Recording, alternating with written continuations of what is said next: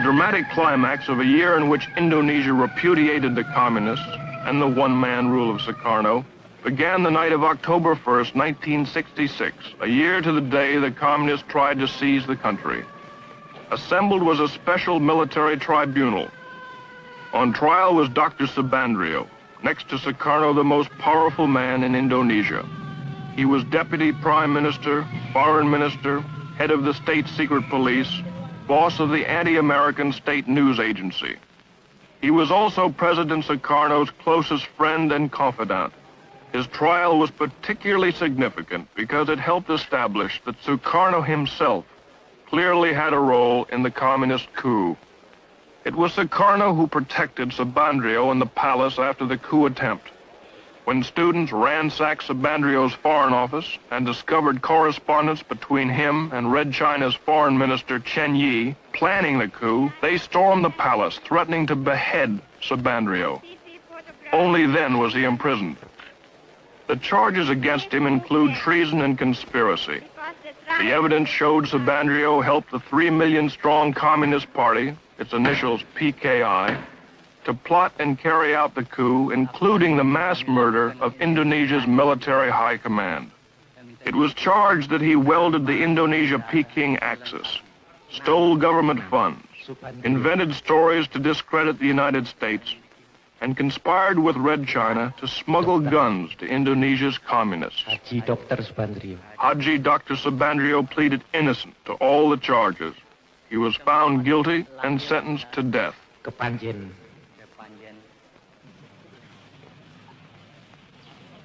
Hundreds more involved in the PKI coup are in prisons. Painstaking interrogations have pieced together the incredible plot. Being questioned is the commander of one of the 3 divisions that spearheaded the coup, Captain Suradi. Supported by the PKI, their mission was to disable the army by murdering its top commanders, seize all communications, and immobilize the government long enough for the PKI politicians to take over.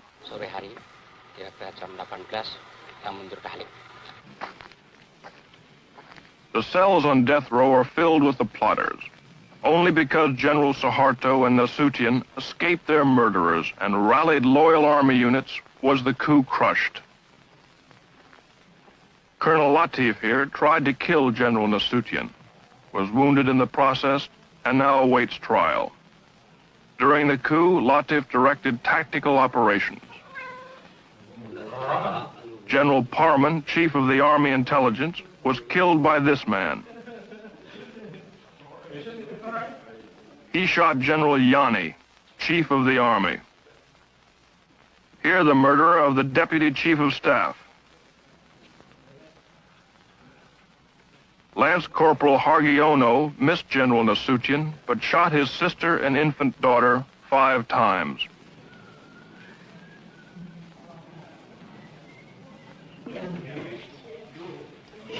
Terror and bestiality was a calculated part of the PKI plan.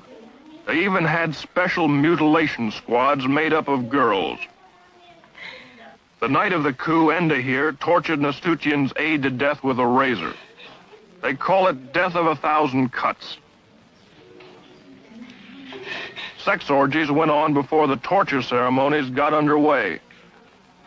The girls claimed they were promised $10 for the evening's work, but were never paid. The girls were instructed by a communist women's organization called Garwani. For 6 months before the coup, they were meticulously trained in the fine art of torture. They were even given 4 innocent human victims to practice on. The way it was planned, according to their confessions, was the night of the coup, the captured army generals would be brought to a farm near Jakarta called Lubang Buaya, or the Alligator Hole. Here they were to be ritualistically tortured to death. As it worked out, 3 of the generals were dead on arrival. The remaining victims, to the delight of the huge communist throng, were slowly killed. Eventually, the mutilated bodies were dumped down a well. The spectacular atrocities were calculated to so terrorize Indonesia that there would be no resistance to the coup. worked just the other way. When the hideousness of their crimes were made public, it triggered a national revulsion. This set off the equally